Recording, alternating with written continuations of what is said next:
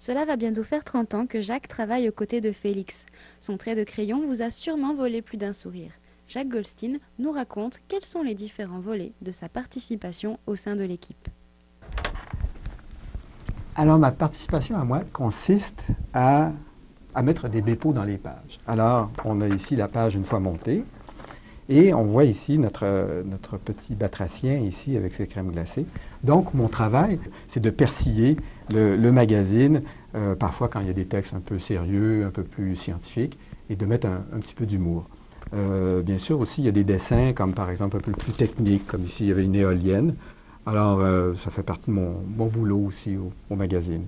Quand je dois illustrer un article, je vais chercher l'information. Habituellement, on va me fournir la documentation ou alors de mon propre chef, surtout au niveau de l'illustration, je vais faire des recherches de mon côté, soit à la bibliothèque, mais de plus en plus sur Internet. Admettons, si j'ai à dessiner une éolienne ou bien un panneau solaire, il faut rendre ça le plus simple possible pour que la compréhension se fasse bien. Quand on me donne un article, il faut que je parvienne à le comprendre. Il y a un aspect nébuleux, eh bien, ça ne marche pas. Il faut revenir et puis il faut le rendre plus accessible au lecteur. Ça ne veut pas dire non plus trop simplifier. Il faut qu'il y ait un défi aussi à comprendre le texte ou le dessin. Donc, c'est vraiment une partie de mon travail que j'aime beaucoup, cette espèce de travail d'interprète d'un texte ou d'un concept scientifique, et puis de le rendre accessible à tout le monde. Et ce n'est pas tout.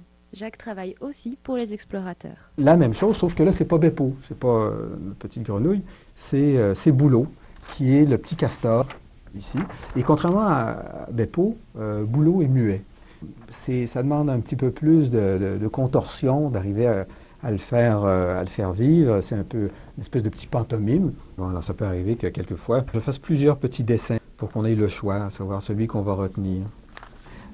Juste pour donner un petit exemple, voici ce qu'on me donne comme page avant le montage final. Donc, c'est une photocopie, c'est un brouillon. Et après ça, bon, on voit comment on peut intégrer soit les personnages de Hugo et Marjo ou Beppo.